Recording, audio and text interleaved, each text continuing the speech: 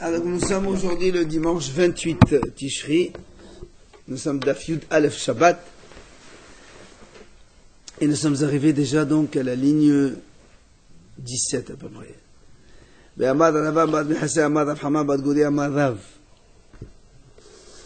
C'est bon, et Miriou, il a dit, et Miriou kol hayamim dio, si tous les océans seraient de l'encre, étaient de l'encre. Ramim kol mosim, et les roseaux, donc les roseaux, c'était des plumes. Veshamayim ireot, et les cieux étaient des parchemins. Vechol bnei adam lavlarin, et tous les hommes sont des scribes. En masperin lertov halala shel reshut. On ne suffirait pas pour écrire les intentions des autorités, c'est-à-dire d'un roi. Pourquoi? Mais d'où tu sais cela? Amara Meshelsia, tout simplement, c'est marqué Shemaim Laroum Asla Omer, les cieux sont en haut et la terre elle est en bas. Mais le cœur des rois, il n'a pas de fin. Non, c'est tout simplement pour te dire que ils ont tellement de pensées, ils pensent à ça, ils pensent à ça, il n'y a pas de fin. Un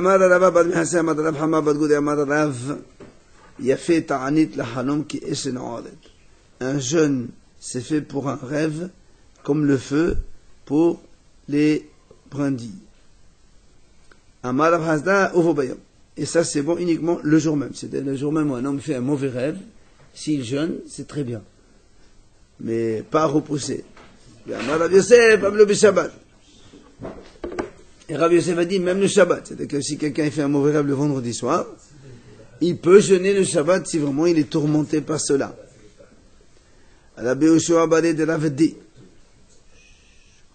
Rabbi Yoshua, le fils de Ravedi, Ekla Levi Ravashi. Il a voyagé chez Ravashi. On lui a fait un repas avec un veau qui était donc la troisième couche, c'est-à-dire donc troisième bébé de sa mère. C'était bon. Rachid explique que un veau qui est le troisième du ventre, il est meilleur que tous les animaux, les autres. Parce que c'est-à-dire troisième enfant. Voilà, troisième protégé l'animal. Il dit parce que le premier il est encore petit, le deuxième aussi, et le troisième c'est le meilleur. Top, on lui a fait donc un veau. On lui a dit voilà, tu mange. Il leur a dit je jeûne. Ils lui ont dit, mais tu ne sais pas ce qu'il a dit Rabbi Yehuda. Rabbi Yehuda, il a dit, même si quelqu'un il a fait un jeûne, il peut manger et il rejeûne un autre jour. On peut repousser. Non, justement, eux, ils ne savaient pas ce que c'était. Il leur a dit, non, c'est un ta'anit hanout. Ta'anit hanout, ça ne se repousse pas, parce qu'on vient de le dire maintenant. Et donc il leur a dit, et la réponse qu'on a dit donc maintenant, que donc le jeûne est très bon pour le rêve. Il leur a dit Rav Hasda, que le jeûne il a de valeur que s'il est fait le jour même où on fait le mauvais rêve, et on le fait même le Shabbat. Maintenant, on a dit dans la Mishnah, rappelez-vous, on a dit, on n'a pas le droit donc d'aller chez le coiffeur, d'aller au jugement, de faire ci, de cela, quand on est à Vominha. Ici, on l'a fait. Donc, on ne s'interrompt pas. D'accord? Oui, monsieur? Le Shabbat, il faut souligner que si on jeûne le Shabbat à cause du rêve, on l'avait vu, je crois, dans notre il faut jeûner après le dimanche. Absolument, pour avoir jeûné le Shabbat. Absolument, on a dit ça, c'est vrai. Exact, tu as raison. Alors, on a dit, ici on a commencé, on ne s'interrompt pas. Et après on a dit, on s'interrompt pour le Kodat Shema.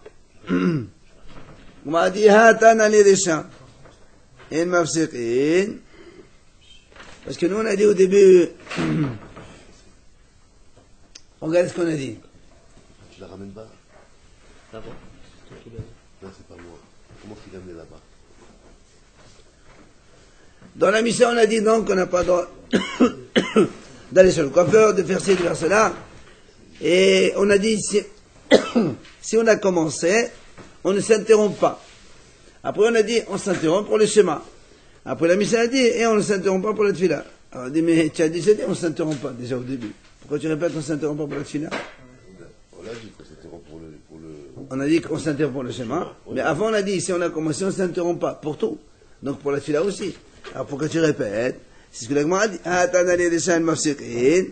Pourquoi tu répètes? La réponse, Sifa, Atane de Torah. C'est-à-dire, donc, cette dernière partie, quand on dit on ne s'interrompt pas pour la tefila, c'est pour l'étude de la Torah. C'est-à-dire, des Tanéa, comme la Braïta enseigne.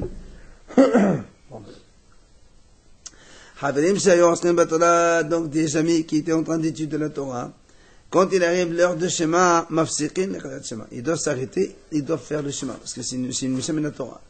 Par contre, ils ne sont pas obligés de faire la Hamida s'ils étaient en train d'étudier la Torah. Donc là aussi, on comprend ici ce qu'on a dit dans la Mishnah, on ne s'interrompt pas. Donc la première fois quand on dit on ne s'interrompt pas, c'est tout ce qu'on a dit au début. D'accord? Si on était au coiffeur, le jugement, la sorda, etc. Et après, on te rajoute, et même si on était en train d'étudier la Torah, on ne s'interrompt pas pour la Hamida. Ceux qui étudient, ils ne peuvent pas faire avec Minyan, ils s'en fichent. C'est moi qui veux.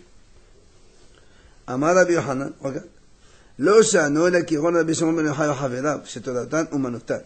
Il dit ça, c'est valable uniquement pour, par exemple, le cas de Rabbi Shimon ben Yochai et ses amis, que eux, ils étudient. La Torah, c'était pour eux leur profession, c'était leur occupation permanente, tout le temps, ils faisaient que ça. Les autres Chachamim qui étudiaient comme ça, comme lui. Tous ceux qui étudiaient la Torah 24 heures sur 24. Non, parce que Rabbi Shimon ben Yochai était dans la grotte pendant 24 heures. C'est l'exemple typique. Il étudiait. Absolument. Il n'avait pas besoin de prier. Il y a d'autres personnes. Certainement. Tous ces Hachamim veulent les étudier. Il ne priait pas. Non. Il priait pas. Non, quand il a le chemin, ils font le chemin, c'est après sinon. Pas à l'heure. Aval, mais il a dit Kiron Ano. Mais nous, par exemple, Mafsikin, l'Iqdat Shema, au Tfila. Mais nous, on doit s'interrompre aussi bien pour le chemin que pour la Hamida aussi. Pourquoi? Parce que nous, on s'interrompt aussi pour autre chose. Pour le travail, bien sûr. Donc c'est pour ça qu'aujourd'hui, ça n'existe pas, quelqu'un il te dit Torah Manoto. Ceux qui s'arrêtent pour le schéma, qui s'arrêtent pour la tefila, c'est qui? Ceux qui étudient la Torah en permanence, ils n'ont pas autre chose à faire que ça. Et Rabbi Shimon ben Yochai, il s'arrêtait pas. Aujourd'hui, il n'y a pas. Excusez-moi, il dormait, il mangeait, Oui, Oui, mais bon, on va dire comme ça, c'est vraiment limite, quoi. Voilà. La Gemara dit, une braïta qui dit, Keshem, she'en mafsikin et tefila, kachen mafsikin et shema. La braïta a dit, de la même façon, qu'on ne s'interrompt pas pour la tefila, on ne s'interrompt pas non plus pour le Kriyat Shema. Voilà, on a vu une braïta qui dit que même pour le Shema, on ne doit pas s'interrompre. si tu fais tout ça, là, quoi faire tout ça? Non, on ne sait pas, de quoi elle parle, la braïta. Donc, et toi, tu m'as dit non, pour le Shema, il faut s'interrompre. Nous, la braïta dit non. Alors, la Gemara répond, qui est un Nehahi, Be'ibur Shana. Cette braïta qui a dit qu'on ne s'interrompt pas pour le Shema, elle parle d'un cas spécial. C'est quand les Chachamim se réunissent. Il y a un groupe donc, de Chachamim qui se réunissent entre eux pour savoir est-ce qu'il faut faire avec Bourshana ou pas. Est-ce qu'on rajoute le mot de Hadar, oui ou non. Donc, comme ils doivent discuter longtemps, même s'il y a le chemin qui arrive, on ne s'interrompt pas, on continue. Et quand on dit le schéma, c'est quel schéma? Le matin ou le soir, qu'importe. De Amar Rav Adab al-Ahava. Comme il a dit Rav Adab al-Ahava, Vichentanu Savid de Hegronia. Ils ont aussi enseigné les sages de Hegronia. Amar Rabbi Elazar bar Sadok. Il a dit Rabbi Elazar bar Sadok, quand on s'occupait de faire le mois de Hadar supplémentaire à Yavne, lo hayinu mafsikin, lo l'Qiyat Shema, velo l'Tfila. On ne s'interrompait pas, ni pour le Shema, ni pour la prière. Donc, oui, c'était des calculs par rapport à la récolte, par rapport à un tas de choses, un tas de facteurs. Absolument. Voilà. C'était tellement important qu'il fallait pas s'arrêter. Bien. Alors, on passe à une nouvelle Mishnah. Matitin. Lo yetze hayat b'mahato samukh lahashicha shemishkach v'yetze. Un couturier n'a pas et ouais, un couturier n'a pas le droit de sortir avec son aiguille proche du Shabbat. Parce qu'on a peur qu'il l'oublie. C'est-à-dire, vendredi après-midi, il n'a pas le droit de sortir avec son aiguille. Parce qu'on craint qu'il oublie il continue avec Shabbat. Ah ouais, parce qu'ils la mettaient sur leurs habits. On va voir. Mais le halal de Kol Mosok, ni inscrive avec sa plume. Il n'a pas le droit non plus de sortir avant Shabbat, vendredi après-midi, on a peur qu'il l'oublie sur lui. Velo Yafle et Kelav. On n'a pas le droit, pardon, le Shabbat, d'enlever les poux de ses habits. Avant, ils avaient des poux dans leurs habits, et comme ils n'avaient pas de quoi changer, il fallait enlever les poux, après remettre leurs habits. Il fallait pas le faire pendant Shabbat. Shabbat, on n'a pas le temps de faire ça. Faire le tuer. Tuer un pouce, c'est permis. Shabbat, c'est pas permis de tuer un pouce. Si, c'est permis de tuer un pouce Shabbat. Alors pourquoi tu interdis de. On va voir dans les droits. On va voir. Non, pas du tout, ça n'a rien à voir. Que les poux. Moustique. Non, c'est assourd. Pourquoi? Vous voulez regarder Ol Haner? Le Shabbat, il peut faire comme ça pour la secouer. Oui. Velo Yekra le Ol Haner. Et on n'a pas le droit de lire à la lumière des veilleuses. D'accord? On n'a pas le droit de lire à la lumière d'une veilleuse, de peur que la veilleuse va s'éteindre un petit peu, et nous on essaie un petit peu de la tourner pour avoir une meilleure lumière. Be'emet Amrou, Hachamim dit son CV qu'on a dit que Hazan, on va dire le maître, l'enseignant, ou le Hazan, c'était le gabé de la synagogue, ça dépend en Rashi comment expliquer, et il peut regarder où c'est que les enfants ils lisent, mais lui il ne lit pas. C'est-à-dire que lui, il peut regarder comment les enfants lisent à la lumière d'une veilleuse, parce que les enfants ne seront pas toucher la veilleuse. Mais lui, il n'a pas le droit de le faire, parce que lui, justement, on a peur qu'il puisse, donc, justement, tourner la veilleuse pour la... Quand on est à deux, on pourrait. On verra après, on verra. On verra d'abord la Mishnah, après on verra tous les détails de la Gemara, si Dieu veut. Kayotsevo, dans le même style, pour ne pas donc venir à faire des péchés, c'est-à-dire on met des barrières. Lo yochal hazav aim hazava, c'est-à-dire quelqu'un qui est zav, qui a donc des écoulements, n'a pas le droit de manger avec une femme, donc sa femme qui est comme cela, de peur qu'il vienne ensuite à faire. Alors, s'ils ont les deux œuvres. Justement, on ne peut pas faire, là, c'est ce qu'on fait aujourd'hui, les éloignements quand la femme est nida. Donc on doit faire des modifications par rapport à l'habitude, d'accord? Une femme qui a des écoulements. Ça va, c'est 200. Mais pas de... L'homme, c'est les écoulements autres. Mais là, de peur qu'ils viennent. Hein, oui. Pourquoi on dit le zav et le zava? Pourquoi les deux pourraient en vérité? Celui, il est tamel aussi. Et alors? Pourquoi ils ne peuvent pas rester à côté? De peur qu'ils viennent, s'ils se mettent à côté. Comme aujourd'hui, un homme avec sa femme Nida, ils n'ont pas le droit de manger ensemble comme d'habitude ils font. Ils doivent faire des changements. Comme lui aussi, les œuvres. C'est pareil, c'est pareil. Et le même éloignement que la même chose. Voilà. Pourquoi elle n'a pas dit Nida? Pareil. À l'époque, c'était Zaba. Parce que Nida, c'est automatique. Gemara. Allez, on y va. Nan Hatam, il y a une Mishnah qui enseigne là-bas. Lo ya'amod adam b'shut ha'yachid v'yishte b'shut ha'rabim b'shut ha'rabim. Un homme n'a pas le droit de rester dans un domaine privé et de sortir sa tête et boire dans un domaine public. Ou le contraire, il est dans un domaine public, il rentre sa tête dans un domaine privé pour boire. Il est machnis les bouffons, quoi. Hein? Il est machnis les bouffons. Aval, imernis rosho verubo la makom sheoshote muta. Mais si il entre sa tête et la majorité de son corps là-bas, alors il peut. Alors, si quelqu'un rentre que sa tête seulement, on a peur qu'en rentrant sa tête, il tire avec lui l'eau. Donc il fait sortir l'eau, ou bien il fait entrer l'eau. Mais s'il rentre la majorité de son corps, il n'y a plus de crainte qu'il retire ça. Boire un verre au balcon en Shabbat, on peut pas? Si, pourquoi Quel balcon? C'est chez toi. Chez moi, mais d'accord, mais si je vois le. Non, tu sors pas la main en dehors du balcon parce qu'il risque qu'il tombe. Et alors? Maintenant, Pas et alors. On parle pas de ça. On parle de quelqu'un, par exemple, tu passes dans la rue, tu as un ami à toi, qui est ouvert. un ami à toi, il a une fenêtre, ben, tu n'as pas le droit de rentrer la tête pour voir un verre dedans, de peur que tu sortes le verre avec toi. Mais si tu rentres avec la majorité de ton corps, il n'y a pas de crainte. Chose simple. Vechen bagat. Et aussi un pressoir. Bagat, c'est un pressoir. Donc, on va voir tout à l'heure ce que c'est, cette expression-là. On la met de côté. Alors, la Gemara dit, kalmelit maï. Si maintenant, le dehors, c'est pas Arshut Arabim, c'est Carmélite seulement. Et donc, est-ce que je peux, de Carmélite, Arshut Ahid, rentrer ma tête et boire, ou de Shotahid à Carmélite sortir ma tête et boire, puisque de toute façon, Carmélite c'est des Rabbanan. Et donc, nous, quand on dit comme ça, On fait pas de Xéra. voilà, exactement. Quand on est dans le domaine privé et le domaine public, donc si on fait sortir, c'est interdit de la Torah. C'est pour ça qu'on te dit, fais attention de ne pas rentrer ta tête pour boire, parce que de peur que tu fasses une interdiction de la Torah. Donc comme il y a une interdiction de la Torah derrière, on fait une interdiction de Haramim, une barrière. C'est pour ça que la Gemara a posé une question maintenant avec Carmélite. Parce que Carmélite dans Shota Yahid ou Carmélite dans Shota Rabim, c'est de Haramim seulement. Est-ce qu'on va aussi faire le même décret pour une interdiction des Haramim déjà? C'est ce qu'il dit. Et bien le Carmélite, Maï. Si tu bois au robinet, tu ne sors pas de verre, tu pourrais alors. Alors tu n'es pas dehors. Tu marches comme ça, si, tu es dehors, tu rentres ta tête par la fenêtre et tu bois par le robinet. Mais non, parce qu'après on a peur que tu prennes un peu d'eau comme ça et tu le sors de toi. C'est une girafe. Et dans la rue, c'est un robinet dans la rue. Non, il n'y a pas de problème. Là. Mais quand on parle de carmélite, c'est quoi La question n'est pas. C'est un semi-public. Tu sais, Mais alors, dans le tuyau du jardin. le domaine public tu et vas rentrer privé. carrément là-bas, tu es dans le jardin. Non, dans le domaine public privé, c'est interdit de la Torah. Donc on te dit ne rentre pas ta tête de peur Oui, que. interdit dans le carmélite. Donc arroser. Maintenant on pose la question de Carmélite. Est-ce qu'en Carmélite aussi on interdit? Amar Abaye, Ouais. Je pourrais alors si c'est. Amar Abaye, Bon, ça va. hi hi. Abaye il a dit c'est la même chose. Ça veut dire c'est assourd aussi.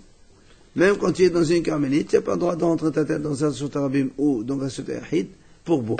Tu as dit déjà c'est une Gezerah. Voilà, Rabba Amar, c'est Rabba qui dit. Rabba Amar, hi gufak zera, banan comme zera les zera. Rabba il dit comment? Déjà Carmélite, c'est une zera de Hachamim. Et tu rajoutes encore un autre zera de Hachamim, ça fait deux zérotes. Ce qu'on a dit tout à l'heure, n'est-ce pas? Amar Abaye, mena minala. Abaye dit, tu sais moi d'où j'ai appris ça? Des khatan et vichem bagat. Parce que dans la Breta on a dit, c'est la même chose dans le pressoir. Alors il explique. Maïgat. Comment il est ce pressoir? Et des Shotahid, tanina. Et des Shotarabim, tanina. Et le lav Carmélite. Parce que nous on a dit comme ça.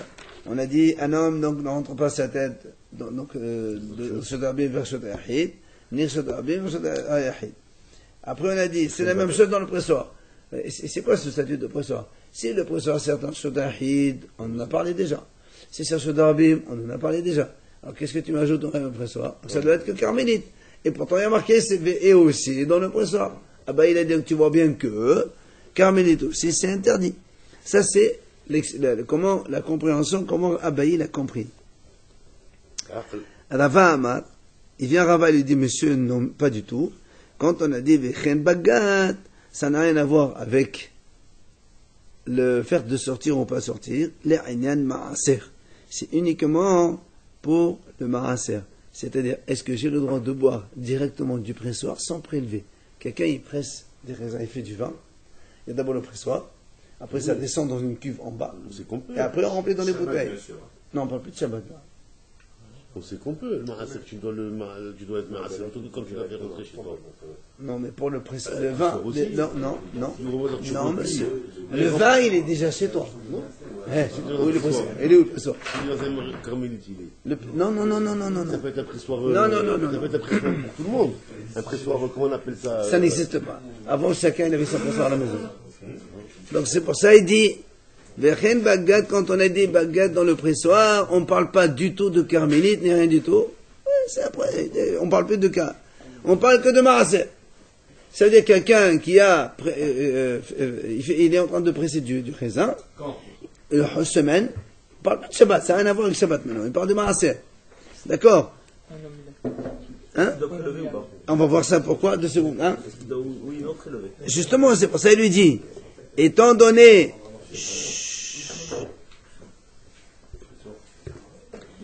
ça veut dire que quand on a dit un homme il a le droit de boire directement dans le pressoir, si tu bois directement dans le pressoir, tu ne prélèves pas le maaser. Parce que ce n'est pas encore descendu dans la cuve pour que ça devienne définitif. C'est pour ça qu'on dit, quand il a dit Vechen Bagat, ça n'a rien à voir avec le Shabbat. C'est uniquement pour te dire que si tu bois dans le pressoir même, ok, Tant que le vin n'est pas descendu dans la cuve, dans le pressoir, tu peux boire directement et tu ne prélèves pas les maaser. Attention, si tu prends comme ça et tu l'enlèves du pressoir pour boire, c'est une autre histoire. C'est pour ça qu'il dit, le bagat qu'on a dit ici, c'est uniquement pour le maaser. Vechenama Rav Shishat. Rav Shishat, il a dit la même chose. Les aynan maaser, c'est-à-dire pour le maaser, si tu veux boire directement du pressoir, c'est permis de boire sans avoir le problème de prélever le maaser. Pourquoi? Parce que tu dois engranger d'abord avant de faire. Non, c'est pas engrangé parce que c'est pas encore descendu dans la cuve, pardon. Tant que c'est pas descendu dans la cuve, encore dans le pressoir qui est là. voilà, et tu l'as pas encore pris dans la bouteille ou dans un verre pour le sortir, dans ces cas-là, il n'y a pas besoin de maaser, c'est hara et c'est provisoire. Ditnan, comme c'est marqué dans une Mishnah, shotin al hagat, on peut boire directement dans le pressoir, ben al hamin, ben al hatsonin, ou fatou.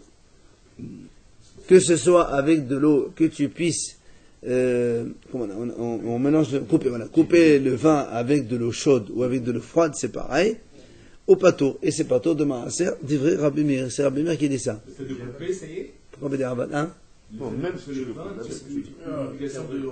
Pas du tout. Non. Attendez.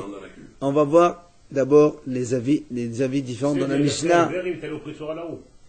Il est parti au pressoir, il a pris du vin, il a rajouté deux trucs, il a bu. Bon, on a vu que c'est pareil même pour les fruits. Pato de maaser. C'est ce que je suis en train de dire. Pourquoi on dit Rabbi? Shotin alagat. Il s'amuse pas. Il a envie de boire un verre de vin. Il est devant le pressoir. Il se sert. La même chose pour les fruits, donc c'est pas engrangé, on peut manger. Très bien. Mais là, le vin, il est déjà chez toi. Mais comme il n'est pas encore descendant dans la cuve, c'est pas. C'était permis de prendre du pressoir si on buvait comme ça. Mais si on prend un récipient. Non. Quand on prend un récipient, tu sors, tu l'amènes chez toi dans la chambre, ça change. Là, tu es dans le pressoir même, sur place. Alors, Rabbi Meir dit donc que tu coupes le vin avec de l'eau chaude ou de l'eau froide, c'est pas tour de maaser. Rabbi Elazar ben Rabbi Sadok, mais hayev. Rabbi Elazar, il dit non, monsieur, c'est hayav de faire le maaser. On n'a pas le droit de boire dans le pressoir sans prélèvement. V'hachamim omrim. Tu vas voir? V'hachamim omrim. Ala hamin hayav. Ala tsonen pato. Si tu coupes le vin avec l'eau chaude, tu es obligé de prélever le maaser. Pourquoi? Bien que je le prends. Tu as pris dans un verre, tu as mis de l'eau chaude. Tu vas pas couper dans ta main. Tu le cuis, non? Non, parce que quand tu as bu, s'il te reste un bout, tu vas pas le remettre, parce que si tu remets dans le pressoir de l'eau chaude, tu vas casser ton vin. Tu l'as bu, bien sûr. Le chaud, bien sûr. Chaud. Mais si c'est à l'eau froide, tu bois un peu, tu peux le remettre, il n'y a rien qui peut lui arriver. C'est pour ça que les haram disent, si c'est avec de l'eau chaude, tu es sûr de... Arrêtez de m'interrompre.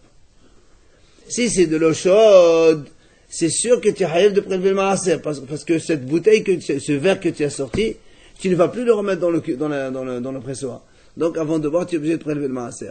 Mais si c'est de l'eau froide, comme tu peux le remettre là-dedans, alors il n'y a pas de chiyuv maaser encore.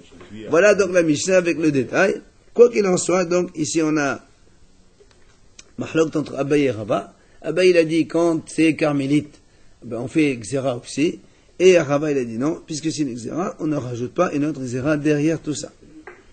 Là, la Gemara va poser une autre question. C'est marqué dans la Mishnah, on a vu dans notre Mishnah. Lo yitse hayat b'mahato samor la hashicha shemi yishkach v'yitse. Maï, là où d'être le beverdo. On a dit, un couturier n'a pas le droit de sortir le vendredi avec son aiguille. N'est-ce pas? L'agma a dit, mais n'est-ce pas qu'on parle que l'aiguille elle est plantée ici sur son truc comme l'habitude du couturier? Et auquel cas, ça, vous savez que quand on porte un objet, quand on la porte de façon habituelle, c'est hayab. Mais là, l'aiguille, quand on la porte, normalement, c'est dans un sac ou dans un truc. Mais si on la met sur l'habit, c'est pas la façon habituelle de porter. Donc, porter une aiguille sur son habit, c'est interdit que de harami. C'est pas de la Torah. Or, si nous, on dit, c'est assourd de faire ça le vendredi, on est en train de faire une xéra sur une xéra. Mais lui, c'est pour lui habituel de faire le... Ça, c'est ce que va dire après Rabbi Yehuda. On va voir la réponse après de la Gemara. Parce que porter Shabbat, si on porte avec une main, enfin, portant de façon habituelle. Le couturier, lui, il porte pas dans sa main, il porte dans son truc. C'est chinois, on va dire. Voilà, donc c'est chinois, c'est haramim. Et toi, tu m'as dit, le vendredi, il n'a pas le droit de faire ça. Donc déjà, Xerat haramim, vendredi, pour une autre Xera. C'est un sourd carrément. Bien sûr, c'est un sourd. Quand ils ont mis un truc, Bien sûr, c'est un sourd. ou c'est un conseil. Non, mais c'est marqué lo yetse, c'est un sourd. Donc, question, voilà, on a vu, on fait deux Xerot. L'Agma dit non, là, ici on parle que le couturier, il n'a pas l'aiguille dans sa truc. Il y a marqué, le couturier ne sort pas avec son aiguille proche de la vendredi, le vendredi. Il n'y a pas marqué aussi quelle était l'aiguille. C'est toi qui as proposé que l'aiguille était sur son habit. L'Agma dit non, c'est pas vrai. On a dit que le tailleur, il avait l'aiguille dans sa main. Marquette, c'est l'aiguille. Marquette, il attrape. Biadé. L'aiguille, c'est mahat. Pourquoi il va l'oublier? Hein? Il va l'oublier dans sa main. Si. Imagine, il a un sac, il a une petite valisette. Habituel, comme il est, lui, c'est sa façon. On est vendredi un quart d'heure avant Shabbat, tu risques. Mahat, c'est pas. Mahat, c'est l'aiguille. Oui, il n'avait pas dit pour les mahtat, c'est quoi? Non, ça c'est avec tav. Avec tav, mahta, c'est une peine. La Gemara continue. Tashma, lo yetze hayat b'mahatot techova lo bebirdo. Alors carrément, ça c'est marqué. Carrément, voilà. C'est marqué que la Breta, elle dit que le couturier n'a pas le droit de sortir avec une aiguille plantée dans ses vêtements. C'est marqué clairement. Et, par contre, ici, il n'y a pas marqué vendredi. Maïla, le Shabbat, n'est-ce pas qu'on parle que c'est vendredi? Et donc là aussi, c'est une xéra, puisqu'on parle qu'elle était sur son habit. Il dit non, là, Kitanei le Shabbat. Là-bas, on parle du Shabbat, on ne parle pas le vendredi. Que le Shabbat, il n'a pas le droit de sortir avec une aiguille plantée dans son vêtement. Le Shabbat, pour lui, il n'aurait pas le droit. Le Shabbat, il aurait le droit. Vendredi, il aurait le droit, parce que c'est pas la façon de faire. Ah, l'Agma a dit, voilà, maintenant on a une Braïta qui est tellement plus claire. Elle dit, Lo yitzahid b'mahato, atehova biberdo, Shabbat ma'ashira. C'est marqué que le couturier n'a pas le droit de sortir avec son aiguille plantée sur ses habits, et le vendredi. Après-midi. Vendredi après-midi, évidemment, avant Shabbat. Donc on parle bien de hol, et on parle de l'aiguille, elle est plantée sur son habit. Donc il y a exera. Alors l'Agmara répond, il dit, Hamani Rabbi Udahi. Donc Shabbat, il aurait le droit de la mettre dans son habit, sortir avec. J'avais de la vie. Si tu dis vendredi, il ne veut pas. De peur que si. Alors Shabbat, Bébarasmo. Regarde la suite. Hamani. L'Agmara répond, qui est l'auteur? C'est Rabbi Uda. Qu'est-ce qu'il a dit? De'ama, Uman del Chomanuto, Hayab. Il a dit, quand c'est un professionnel, il le fait sortir de façon professionnelle, c'est hayab, même si c'est pas la façon habituelle des gens. Moi, je suis pas un couturier, quand je veux transporter une aiguille, je la prends dans la main. Mais le couturier, lui, la façon habituelle, c'est de mettre ses aiguilles sur ses trucs. Donc, c'est aussi Minatora quand il fait sortir sa Shabbat. Donc, du coup, hein? Non. Quand c'est la Torah, on peut faire une Xéra vendredi. Et quand c'est Hachamim, on peut pas faire une Xéra vendredi. On fait pas deux Xérot. C'est toute la discussion ici. Ben oui. Si tu me dis que c'est assourd de le porter seulement dans la main Minatora, donc quand elle est dans l'habit, c'est des Hachamim. Alors vendredi, je peux sortir avec l'après-midi. Oh, je ferai attention de ne pas l'oublier. Mais il n'y a pas d'interdiction. Mais si tu me dis que c'est assourd Minatora même dans ton habit, comme il vient de dire Rabbi Yehuda. C'est pas assourd vendredi quand même. Non, Minatora à Shabbat. Donc vendredi, assourd des Hachamim. Là, je peux interdire vendredi. C'est pour ça. On n'a pas vu que par exemple celui qui veut mettre une pochette, il peut l'accrocher avec une. Quel rapport avec la pochette? C'est parti de ton habit. On te parle d'une aiguille dans le vêtement. Il peut l'accrocher avec une aiguille dedans. Il y a des façons comme on accroche. Tu peux pas, comme ça, directement extrapoler l'alcha. On parle d'une aiguille d'un couturier. Donc un outil de travail pour un tailleur. Allez. Détania. Comme la Braïta enseigne, il y a une Tosefta qui dit, Lo yitze hayat b'mahato atchavalo bevado. Donc le couturier n'a pas le droit de sortir Shabbat, vendredi avec donc une aiguille qui est plantée sur ses vêtements. Velo nagad b'chesam shebeozno. Ni un menuisier avec un chesam, une brindille donc sur ses oreilles. Velo sorek b'mshecha shebeozno. Ni sorek, c'est quelqu'un qui non. Sorek, c'est quelqu'un qui brosse des vêtements. B'mshecha shebeozno, avec quelque chose. C'est un outil de travail, ça, mon avis. Dans son oreille, il a mis la brosse. Mais non, ça c'était le menuisier. Ça s'appelle cardon. C'est un quart d'heure. C'est quoi un quart d'heure? Un quart d'heure, c'est celui sur les pots. Ah ben voilà, tu vois. Moi je t'ai dit. Continuons. Vélo gardi, allez messieurs. Vélo gardi, Beirash Beozno. Ni un gardi, c'est un tisseur. Avec l'outil dans son oreille aussi. Vélo tsaba, Bedugma Shebsavaro. Ni un tsaba, c'est un teinturier. Avec des échantillons qu'il y a dans son cou. Il fait aimer des trucs dans son cou, comme ça quand il veut vendre aux gens, il dit quel modèle tu veux. Voilà. Vélo shulhani bedinar shebozno. Et donc, même un banquier, il n'a pas le droit de sortir donc avec un billet sur ses oreilles. Et bien ça, et oui, pour montrer que c'est lui, c'est son travail. C'était à l'époque, c'est comme ça qu'il faisait. Et il rencontre des gens, comment tu sais quel est leur travail? Tu vois par le signe, qu'est-ce qu'il a sur lui? Tu sais que c'est un professionnel comme ça. Et bien ça,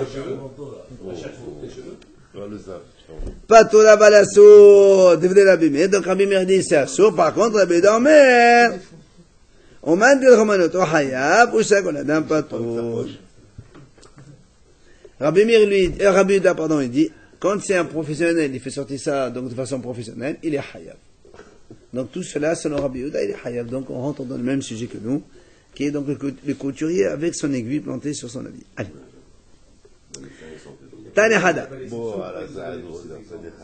C'était la Tosefta, donc il était tous les. C'est pour tout le monde pareil, ah, bien sûr. Tanehada. Lo yitse asav bikeso. Bim yatsa patou rabalaso. Netanya idach. Lo yitse bim yatsa hayaf hatat. La Gemara, donc, elle met deux braïtot en contradiction. Il y a une braïta qui dit que celui qui a un homme qui a des écoulements, il n'a pas le droit de sortir avec une poche en bas pour recueillir les écoulements. Ici, il est sorti, c'est assour. Et l'autre braïta dit, s'il est sorti, c'est hayaf hatat. Alors, comment dans un cas on nous dit que c'est hayaf, et dans un cas on nous dit que c'est assour? C'est pas normal. Comment il met la poche, la colle? Il attache sur lui. Comment les femmes mettent les couches aujourd'hui? C'est pareil. Avant, il y avait des couches pour un monsieur. Pourquoi tu me demandes alors? Bon, je ne pas pour un monsieur. Hein? Savoir quand même. Oui. Mais apparemment, c'était pas. Le but, c'est quoi? Qui ne se salisse pas, c'est ça? Hein? Là, on va voir d'abord, messieurs, soyez gentils. Il faut que le cours soit donc entendu par tout le monde. Alors, pour l'instant, on a deux braïtot contradictoires. On va essayer d'expliquer comment ça passe. On ne peut pas aller directement à la conclusion. On voit ce que la Gemara nous dit d'abord. Donc, un zav, s'il sort avec ça, une braïta dit sur l'autre dit hayaf hatat. Donc, il y a une contradiction déjà. Amar Rabbi Yosef la kasha. Rabbi Yosef dit, c'est pas un problème, il n'y a pas de question. Pourquoi? Rabbi Meir, Rabbi Uda. Et voilà, comme on a vu en haut, Rabbi Meir, il a dit assour, et Rabbi Uda, il a dit hayaf, c'est la même chose ici. Alors, Amali Abaye, il n'est pas d'accord avec cette réponse, il lui dit, et moi, déjà, Abaye, il dit, écoute, tout ce qu'on a dit avant, pourquoi Rabbi Meir, il a dit Patora Balassour? Parce que c'est pas l'habitude des gens. D'accord, c'est un professionnel, mais les gens normaux ne font pas ça. C'est pour ça que quand quelqu'un il sort un couturier avec l'aiguille son truc, ou bien le menuisier avec son truc, c'est pas habituel ça. Donc c'est pour ça que Rabbi Meir il a dit que c'est assour seulement, c'est pas hayav. Mais quelqu'un qui met une poche en bas pour recueillir ses écoulements, c'est tous les hommes qui font ça. Mais c'est pas tous les hommes qui sont zav. Oui, mais au cas où ils sont zav, tout le monde fait ça. Donc ça doit être hayav. Même Rabbi Meir, il est d'accord qu'il est hayav dans ce cas-là. Donc on ne comprend toujours pas la contradiction entre les deux braïtot. Il y a une braïta qui dit assour, une braïta qui dit hayav. Pour l'instant, on reste là avec les autres. Depuis qu'on a dit un zav, il reste chez lui, il bouge plus, le Shabbat, il sort pas de chez lui alors. Attends, mais d'abord, qui c'est l'alakha? D'abord, on essaie d'expliquer ça d'abord. Il y a une braïta qui dit assour, une braïta qui dit hayav. On essaie de comprendre comment c'est possible.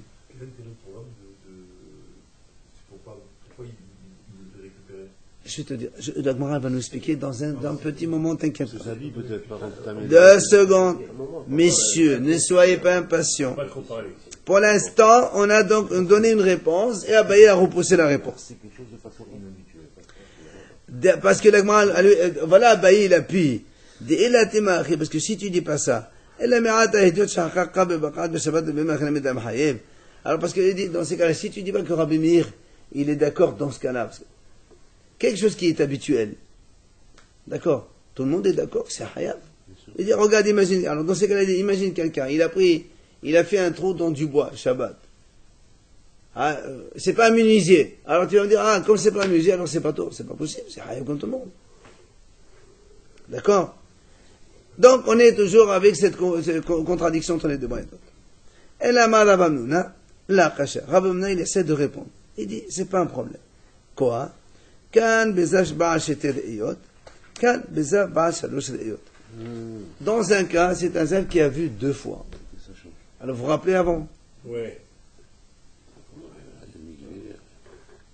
On a vu avant, quand un monsieur, il a un écoulement, ou 2 écoulements, il est tamé. Mais seulement pour 2 écoulements, donc il fait 2 écoulements, il a que le mikvé à faire. Par contre, quand il a 3 écoulements, il doit compter 7 jours de pureté. Il doit d'abord compter 7 jours de pureté. Donc, tu vois bien qu'il y a une différence. Si quelqu'un il a eu que 2 écoulements, c'est important pour lui de mettre une poche pour vérifier s'il n'y aura pas un 3e écoulement, et donc ça change tout. D'accord? C'est pour ça que lui, c'est important pour lui d'avoir ça. Lui, il est Hayab. Tu n'as pas changé le vote Shabbat pour lui. Si, on ne peut pas pour lui. Quand quelque chose elle est importante, c'est pas habituel. Quand il le fait parce que c'est important pour lui, donc c'est Hayab. Aval, Baal, Shalosh, Re'iyot. Quelqu'un qui a déjà 3 écoulements. Ça y est, il sait qu'il doit compter 7 jours de pureté. Il le met en plus pour ne pas salir, par exemple. Donc, pour lui, c'est pas important. Alors, c'est pas toi, la source, c'est uniquement la source, c'est pas Hayab. Non, 1, 2, 3 jours différents. Le soir même, il doit faire une... C'est 3 jours différents. Il peut pas faire la prière, quelqu'un qui dave. Pourquoi il peut pas faire la prière? Il fait la prière? Mais c'est le problème. Si on a dit si, mais si il fait 2 fois et qu'il le met, c'est Hayab. Oui, parce que c'est important de le mettre pour lui. Mais logiquement, ça devrait être le même. Hayab, donc s'il le porte Shabbat, on parle de Shabbat. Bien sûr, s'il porte de Shabbat, c'est Hayab Hatat. Il n'a pas le droit de porter un truc Shabbat. S'il doit mettre ça, il reste dans la maison. D'un côté, c'est très important pour lui de vérifier, de savoir si oui ou non il va être impur pendant 7 jours. Donc, le port d'un sac pour lui, c'est très important. Donc, il n'a pas le droit de le porter Shabbat. C'est problématique. C'est pas problématique, il reste à la maison. Aussi, Il reste à la maison. c'est important aussi. Quelqu'un qui a une béquille qui peut marcher un petit peu, il n'a pas entendu sortir ses béquilles. Pas du tout, non. Quand c'est la première regarde, fois, quand le port devient indispensable, c'est Hayab. Mais quand le port il est accessoire, c'est en plus, ben bon, c'est rien. Si. Quand c'est secondaire, c'est assaut. Si c'est un Kohen Kézal, il ne peut rien faire.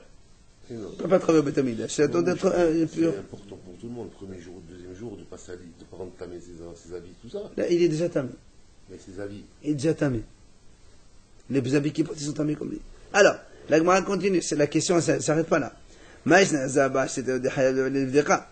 La Gemara dit très bien. Tu m'as dit que le Zav qui a vu 2 fois, c'est important pour lui pour vérifier s'il n'a pas un 3e écoulement, oui ou non? Alors il dit, monsieur, mais même Zaba, même celui qui a eu 3 écoulements déjà, c'est important pour lui de mettre un sac. Pourquoi? Parce que voilà, pour le compte des 7 jours de pureté. Il faut qu'il voie est-ce qu'il a eu des écoulements ou pas entre temps. Donc tu vois bien que ça aussi c'est important pour lui. Ça change pas. S'il compte 7 jours de pureté, le jour où il y a un écoulement, ça arrête le compte. Il faut qu'il recompte encore. Donc c'est important pour lui d'avoir un sac pour vérifier s'il n'y a pas des trucs. Le problème, c'est qu'on a vu pour l'homme, on compte même s'il y en a plusieurs fois dans la même journée. Oui, ça c'est un. Donc peut-être que le matin, il a vu qu'une fois, et puis après, s'il met rien, il ne va pas pouvoir les voir les autres fois. C'est 2 ou 3 fois. Non, pour l'homme, c'est 3 jours différents pour l'homme. C'est pas la même journée. C'est la femme, 3 jours différents. C'est l'homme, c'est... Alors, la femme, ça va, on a dit, ça va, c'est... La femme, ça va, 3 jours différents, tu as raison. Et l'homme, c'est 3 jours... le même jour, oui, alors, quel est le problème? Donc, peut-être que s'il a vu une fois le matin... Non, on a dit non. Toi, tu m'as dit, il a vu 3 fois déjà, alors c'est pour rien. Moi, je te dis non. Même s'il a vu 3 fois, c'est pas pour rien. Puisque si le portier va vérifier quand même qu'il n'y a pas d'écoulement derrière, et qu'il peut quand il faire ses... S'il a une fois dans la même... Ah non. C'est pareil. Alors la Gemara trouve une réponse quand même. Une parade, laquelle l'on sera l'élève au bayom. Il dit non. Imagine que ce monsieur, il a vu le Shabbat, le 3e écoulement. Oui. Donc Shabbat, il est devenu impur complet. Donc après Shabbat, même s'il porte toute la journée, il n'a pas besoin de la cloche. Parce qu'il ne peut pas compter aujourd'hui, il doit compter à partir de demain. Donc, et là, il est pas, au contraire, c'est pas indispensable. C'est accessoire. Le fait qu'il le met le sac, c'est pas indispensable pour lui. Et non. Quand c'est pas indispensable, c'est accessoire. C'est que n'est pas tout rabadasso. Quand est-ce qu'il est hayab? Quand c'est important pour lui. Ce que je voulais dire, c'est que puisqu'il n'en a pas besoin, pourquoi il le met? Donc s'il n'a pas besoin, si il n'a pas besoin, tu n'as pas besoin, Ah, mais va il est que des est un faux qu'il a pour ne pas se salir. Voilà, tu vois. Donc il y a quand même une importance. Non, non. S'il veut faire attention à ses vêtements, c'est que lui, il a raison. Il a apporte une raison. Pardon, ça c'est la Gemara qui pose la question. Pardon. La Gemara, elle pose une question. La Gemara dit, toi tu dis que c'est pas important, mais quand même c'est important pour ne pas qu'il se salisse. Donc ça devient quand même important, et donc c'est hayab. Tu vois, je te dis, tu m'as dit non. J'ai rien dit. Pas du tout. Moi, je t'ai dit, monsieur, on suit les raisonnements d'Agmara. Amala Bezera. Allez, on finit la Gemara. Amala Bezera, s'il vous plaît. Haïtana. Hu de amal kol asolet nuflaka hashif. Il dit, ce Tana, il pense, tout ce qui est fait pour éviter de se salir, c'est pas important. Quand on met des choses pour ne pas se salir, ce n'est pas important. C'est pour ça que lui, quand il met la couche, la chose, la poche, pour ne pas se salir ses habits, ça s'appelle pas important, par exemple. C'est pour ça, donc, ce n'est pas un problème. Et il nous apporte une preuve que quand on évite de se salir, ce n'est pas important. Dites-nous, la Mishnah dit comme ça.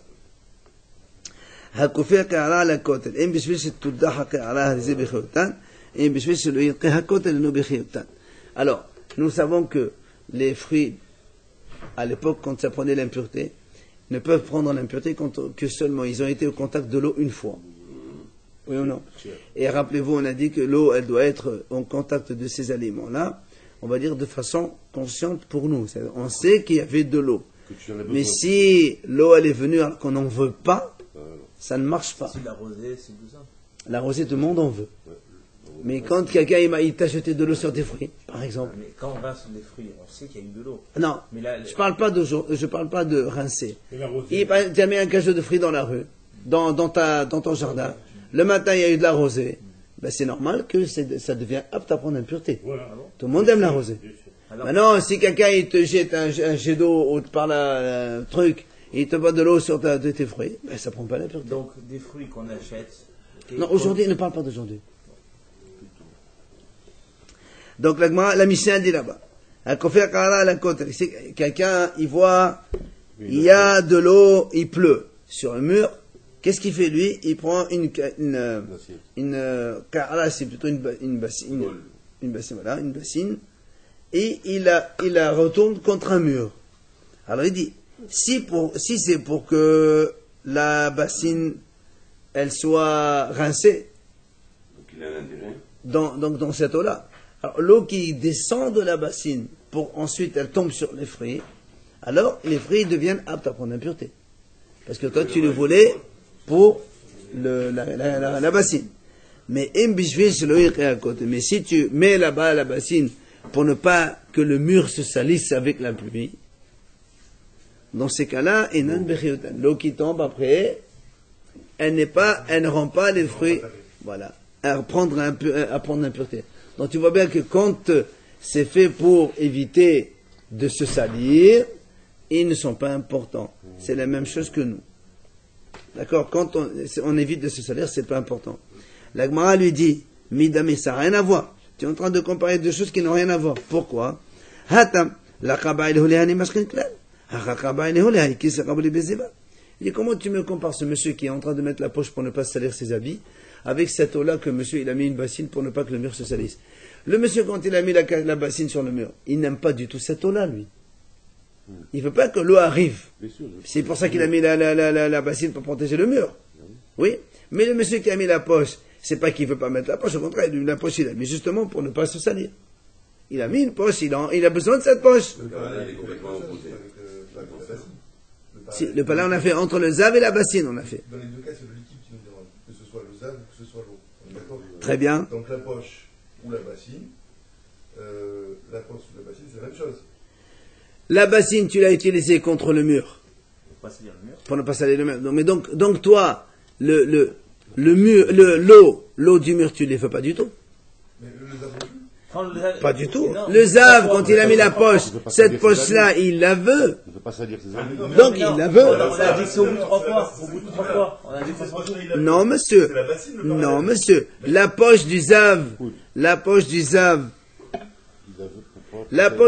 il la veut pour recueillir les écoulements.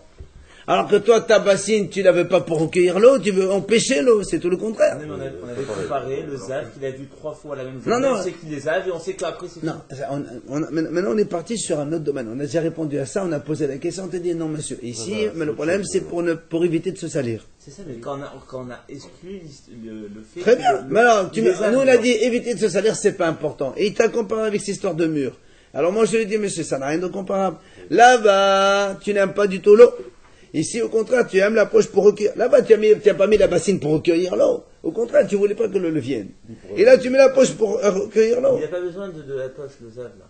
Bien sûr qu'il a besoin. Mais s'il la met, c'est qu'il a besoin. Nous, on a dit, ce monsieur, il a besoin de mettre la poche. Allez, je finis. Ah, la dame, il a dit non, tu sais quoi? Ça ressemble au deuxième cas. Deuxième cas. Comment? Quelqu'un, il avait donc un écoulement par le toit. Il y avait des trous dans le toit, ça coule de l'eau. Il met une bassine pour recueillir l'eau. D'accord?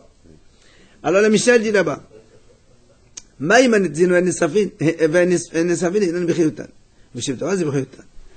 Alors, l'eau qu'il y a dans la bassine, si après ça tombe sur des fruits, ça les rend impurs.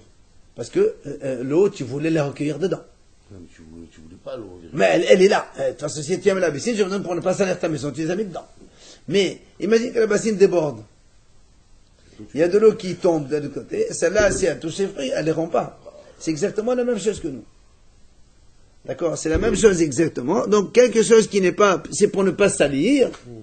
L'eau qui déborde, comme elle fait pour salir, elle ne compte pas. Celle qui contient, important. L'autre, elle n'est pas importante. Donc... Comment alors on peut comprendre la contradiction entre les deux braïtot, une qui dit Hayab, une dit Assour? Et là, il dit en fait, c'est une c'est-à-dire que quand quelqu'un, Rabbi Uda, il dit, quand on fait un travail, on fait sortir une poche Shabbat, quelle que soit l'utilisation après, c'est Hayab. Rabbi Shimon, il dit non. Un travail, salir les gofos, quand tu as besoin de l'objet elle-même, du travail lui-même, c'est Hayab. Quand tu n'as pas besoin du travail, c'est pas Hayab. Ce monsieur qui recueille l'écoulement, il n'a pas besoin de cet écoulement, c'est pour le jeter. Donc il a fait sortir une chose, il n'a pas besoin de ce travail de sortir. C'est pour ça que selon Rabbi Shimon, il a dit Pato Rabalassour. Mais Rabbi Uda lui dit c'est Hayab. C'est pour ça la mahlok entre les deux. On parle de la poche. La poche, celui qui sort avec une poche, un il dit Assour, l'autre il dit Hayab. Celui qui a dit Hayab, c'est Rabbi Uda, parce que même la Chal, c'est la Goufa. Quand tu fais un travail, même si tu n'utilises pas l'intérêt du travail, c'est Hayab selon Rabbi Uda. Et Rabbi Shimon il dit non. Puisque tu n'utilises pas le but du travail, c'est uniquement Pato Rabalassour. Il faut arrêter de